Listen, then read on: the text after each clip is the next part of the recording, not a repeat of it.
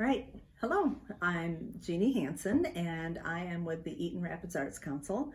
And today what I'm going to share with you is a real easy kind of project that just about any age level can do. It's styrofoam printing, and the prints that you're going to make will look a lot like a woodcut print that takes forever with sharp tools and soft wood and all kinds of effort, but this is easy and you get the same kind of look. The other advantage to this project is that you can do multiple prints. You can just start over and do it again. So here's what you're going to need. You're going to need styrofoam. So you could have like a meat tray type thing, or you can have a round plate. The one I have ready to go is a smaller round plate. You need some scissors to cut away the edges because you want a flat surface. You don't want anything coming up. Then you need some white paper that is fairly absorbent. Printer paper would not be ideal. You need something with a little bit more softness to it so it soaks up the pigment. Regular old markers, do not use permanent markers. It won't work. So I just have regular Crayola markers. The washable kind are not so great. They're a little too transparent, so probably just the regular water-based markers are the best. You also need something to carve into your styrofoam. You could use anything pretty much that's not too sharp, so like the end of this paintbrush would work. I prefer dull pencils, pencil that's not too dull. If they're too sharp, they might rip right through the styrofoam, so that's something else you'd want to avoid. Then you need like a protective surface. I'm going to move these out of the way right now for when you actually do your printing. Then you also need water and a sponge. Some people use a little mister, a little spray bottle to mist the paper. That works too. Okay, so the first step is to get rid of this edge. So you just want to go ahead and just cut around here carefully. And like I said, you can have round shapes. And when you do have a round shape, I like to work with a round kind of composition that complements that. Sort of brings your attention to the round format. Okay, just keep going around here. Make sure you get all the excess stuff. So there's your printing plate.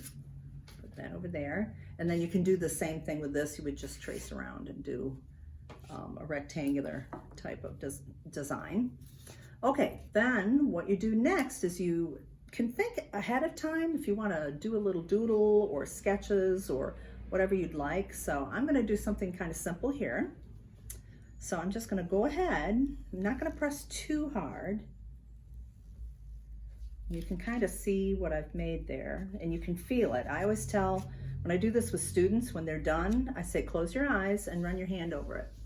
And if you can feel what you drew, then you're good. So I'm just going to do kind of a simple sort of daisy chrysanthemum thing. Springtime themes are really great for these, but you can do anything really. Okay, and then the more detail you put into it, the nicer it'll turn out. So I'm putting like little extra lines. I'm putting little details in the middle, texture. Let's see, I think I'll come around and do some fancier leaves. Do the veins in the leaves. I always like to do like an insect too. Especially my students really enjoy putting in a butterfly. Butterfly would be lovely for this round kind of format. Okay, the other thing you have to keep in mind is your colors. Since you're going to be printing on white paper, you want to color the entire surface, right? So I'm just going to set that to the side for a minute. All right, this one I've done ahead of time. And as you can see, except for the wings on the bee, I have gotten everything with some pigment using just the regular markers. And when you do it, it's going to look weird at first. It's going to just like sit there and beat up on the surface. And I know that a lot of times one thing I really enjoy is when my students are so surprised that it looks so much nicer when they actually pull their print. So remember, styrofoam is not absorbent at all, so everything just sits on the surface. Okay, so This I'm going to put here. You also have to be careful to kind of keep, you can see I've got a little bit of marker on me. Try and keep your hands off it because it will just come right off on your fingers, on your skin, and then you have to go over it again. So the next step is to get your water and your sponge. You don't want your sponge to be really, really wet. You just want it kind of damp. And I have a paper here, like a half of a 9-inch sheet. Yep. Okay, so what I'm dampening is the paper. Another reason to keep your hands clear is that you don't want to get pigment. These markers keep wanting to go someplace. Thank you. You don't want to get pigment where you don't want pigment, right? So I know that in printmaking, you want a clean print. Clean as in, you know, nice, crisp colors and good detail. All right, so I'm looking at this and it looks just a little bit shiny. That's just what you want. So I'm going to flip this onto this gently. And I'm going to press gently first. Just kind of make sure it's there. So you can use a wooden spoon for this kind of printmaking and rub, or I just tell everybody to like make a fist like this and use your knuckles. You can use the meat of your hand here and just take your time. Rub all over. Do not let the paper shift. Try to avoid letting it shift back and forth. I mean, sometimes things happen, you know, but the nice thing is about printmaking, this kind of printmaking, that all you have to do is clean off your styrofoam plate and go again. All right, there's always the element of surprise. I'm gonna just turn that a little bit. Sometimes you can kind of see it coming through. You don't want your paper too wet or you can rub a hole right through it. That's why I said just kind of shiny. All right, I think this is gonna be okay. I'm starting to see it come through. All right, you never know. All right, here we go. Ta-da! And there you go. There's your first print. Okay, and that is mostly cleaned off, but I would, if I wanted to use this plate again, I would clean it off completely. You will see a little pigment left over. That's normal. Okay, then I always teach my kids to sign your work. And we number them sometimes, like if you do 15 prints, this is 1 out of 15, but I'm not going to bother doing that. Okay, once that's dry, it's still really damp. You could do several things. You could cut it out, put it on a colorful background. You can make greeting cards this way with this technique. It works great. Okay, so let's try this one. We'll take this one from the top. I didn't add an insect to this one, but that's okay. All right, so I'm gonna grab the colors again. They like to roll around. All right, let's see. I'm gonna go ahead and use this brightest yellow here. So remember, you gotta keep your hands off the surface. Don't drag your hand across. They're really loaded up with color. I've got another yellow here. The more you add, the nicer it looks. Orange would have been nice with this too, but I bet I can make my own by adding a little pink to it around the outside edge. Sometimes they look like paintings. They can look really just stunningly beautiful. Let's see, I'm gonna be a little different. I'm going to do purple. 2 kinds of purple. I'll do the light one. I've seen some Gerber daisies, some fancy daisies that can come in all kinds of beautiful colors.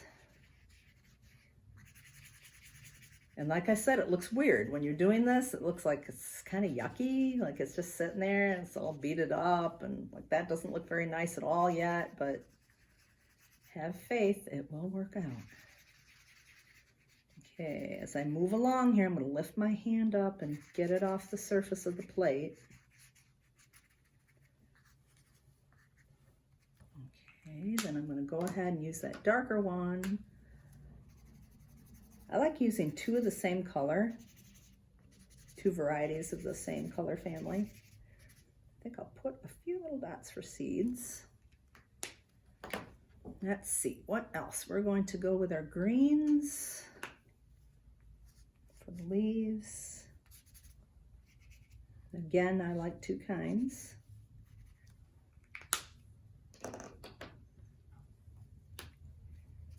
And I guess I'll go ahead and do the blue background again. You can use as many colors as you want. Or if you want to get started with this process and not worry about so many colors, just use the pencil like I did and use one color over the whole thing. It'll still make a print. You'll see that line quality that gives it the look of like a Japanese woodcut without having to do so much heavy work. A real woodcut takes a tremendous amount of time. It's kind of expensive too because you need really good woodworking tools and you need like soft wood, like basswood. All right, but this is easy. These markers keep wanting to, they must like this. All right, so I'm just going around the edge. You want to color every bit of the surface. Move my fingers as I go. Keep coating it. Doesn't take too terribly long. I'm going a little fast, I'll admit. All right, almost there. We'll see how this one turns out. This one's a little more fresh than the other one. You know, I think just for fun, I'm going to put a little blue right in my leaves. Why not? And a little bit there too. And let's see. Ooh, that might be kind of fun. Okay. All right. Good to go. All right. So I'm going to, let's see, check this out. I'm going to use a bigger paper just to make sure we cover it. I cut two different sizes here. All right, move that to the side for a minute. If you use a spray bottle, make sure that you don't get any, like you really want to keep that away if you're misting it. Otherwise you have to recolor whatever just got washed away.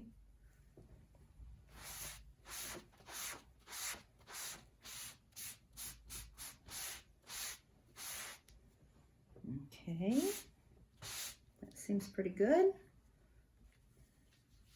That.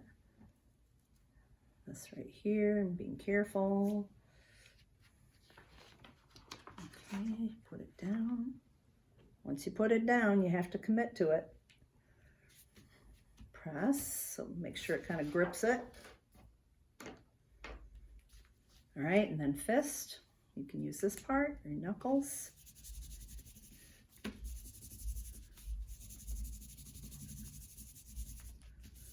Rub in circles, rub back and forth, but don't let it shift. Make sure you really get everything.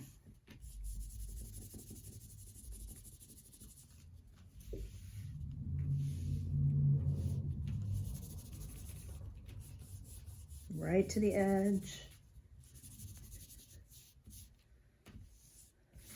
A lot of trial and error with this, but usually it's pretty successful the first time. All right. There's our print this time. All right, pretty vibrant.